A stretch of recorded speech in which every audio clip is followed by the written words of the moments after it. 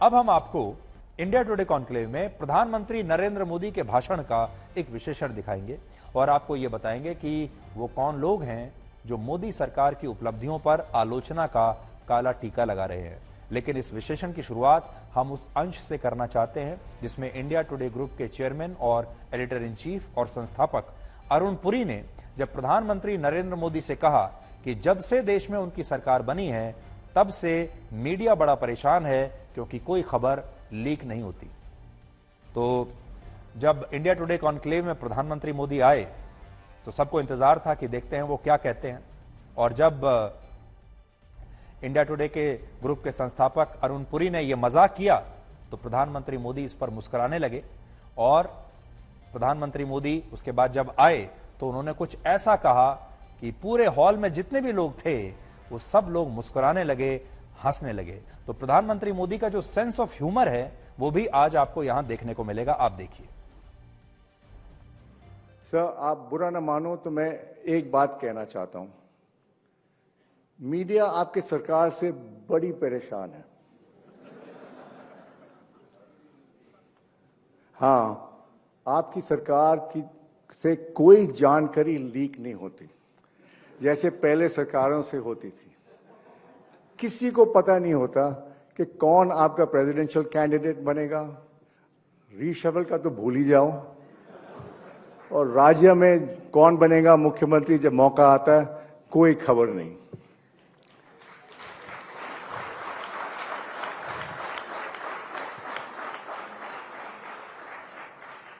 गुस्ताखी माफ। मैं ये भी सोचा शायद आपका इसका ये जवाब क्या देंगे। मैं बोलूं?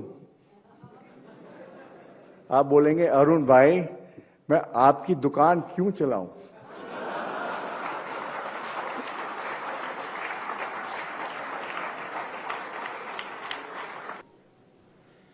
आज आपकी दुकान मैं ही चला लेता हूं।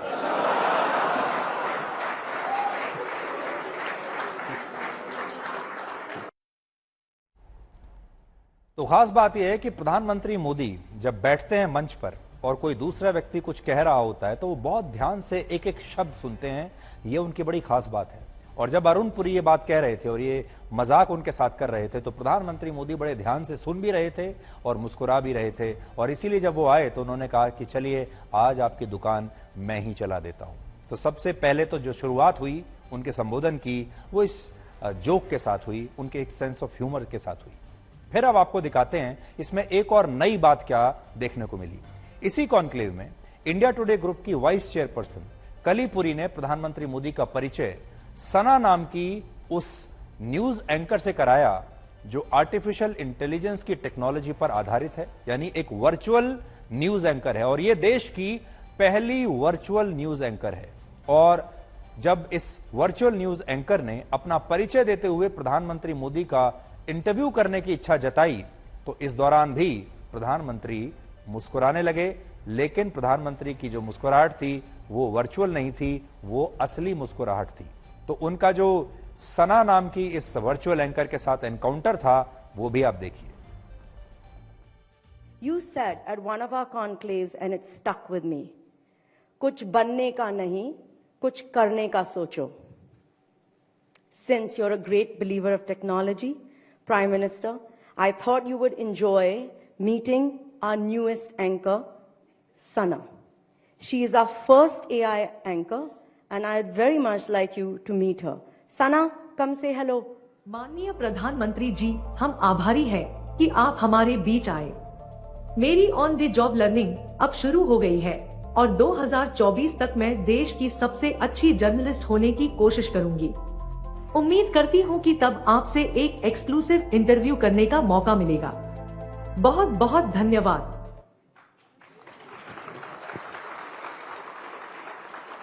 Thank you, Sana. I'm sorry, Prime Minister, she's very ambitious.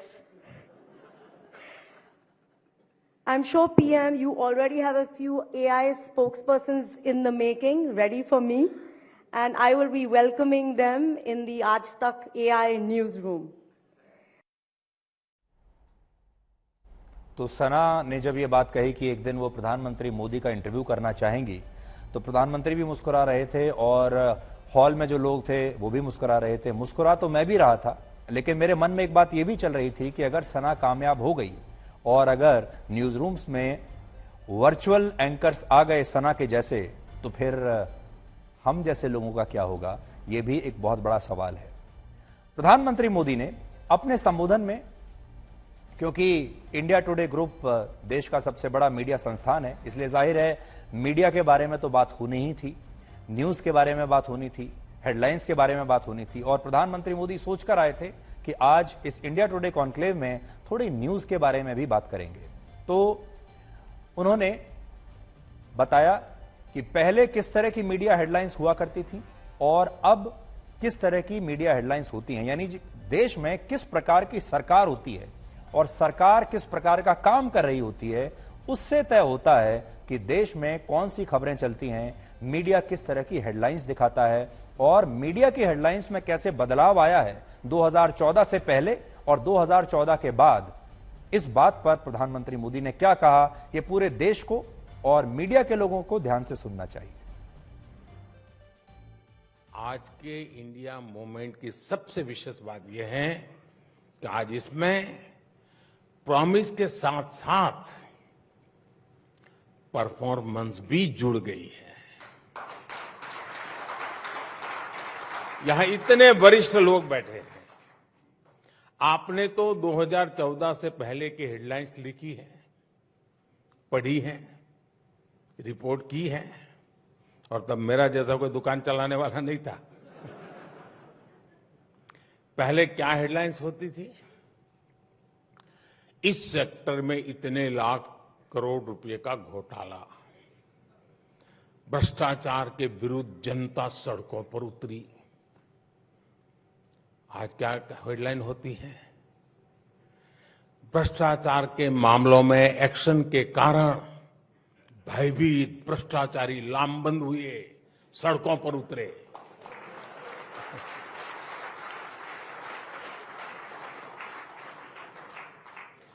आप लोगों ने तो घोटालों की खबरें दिखा दिखाकर इतनी टीआरपी बटोरी है। अब आपके पास अपॉर्चुनिटी है, भ्रष्टाचारियों पर कार्रवाई दिखा करके टीआरपी बढ़ाइए। किसी के प्रेशर में ना आए, बैलेंसिंग के चक्कर में ये मौका न गंवाएं। साथियों,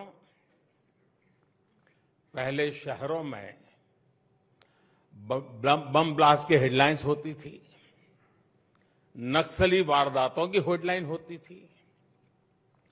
आज शांति और समृद्धि की खबरें ज्यादा आती है। पहले पर्यावरण के नाम पर बड़े बड़े इंफ्रास्ट्रक्चर प्रोजेक्ट रोके जाने की खबरें आती थी।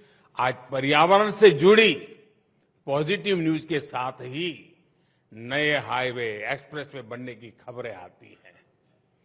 पहले ट्रेनों की दुखद दुर्घटनाओं की खबरें आम बात होती थी।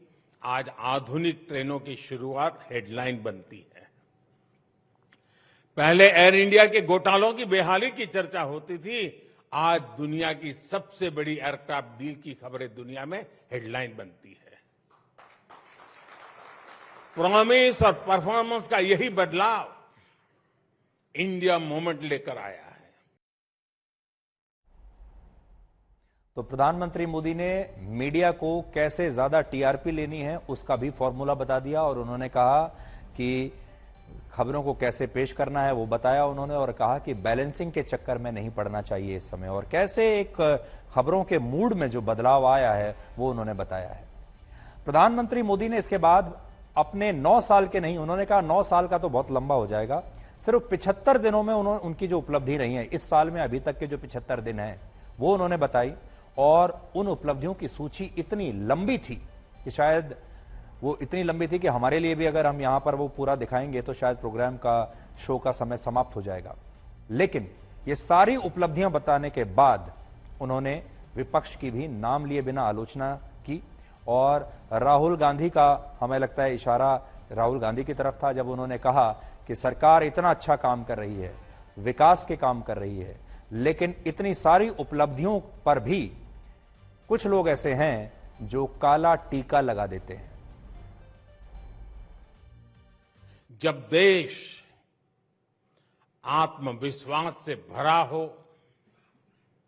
संकल्प से भरा हो, विदेश भी, दुनिया के विद्वान भी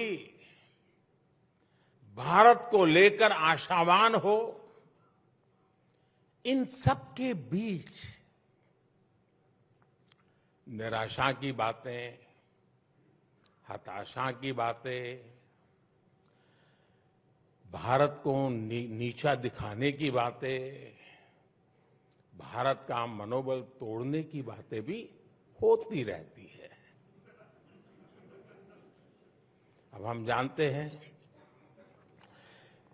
कि किसे कहीं पर भी शुभ होता है ना, तो काला टीका लगाने की परंपरा रहती है। तो आज इतना शुभ हो रहा है, इतना शुभ हो रहा है कि कुछ लोगों ने काला टीका लगाने का जिम्मा लिया है। और ये इसलिए कि नजर न लग जाए। तो प्रधानमंत्री ने जो विपक्ष की आलोचना है उसे भी एक बहुत ही कंस्ट्रक्टिव तौर पर लिया, और सबसे बड़ी बात यह है कि उन्होंने ये अपने पूरे भाषण में ये बताने की कोशिश की कि जैसे भारत अब अमृतकाल में प्रवेश कर रहा है, उसी तरह से मीडिया को भी, जैसे भारत में बदलाव आ रहे हैं, वैसे वैसे मीडिया को भी अपने अंदर वो बदलाव लाने चाहिए।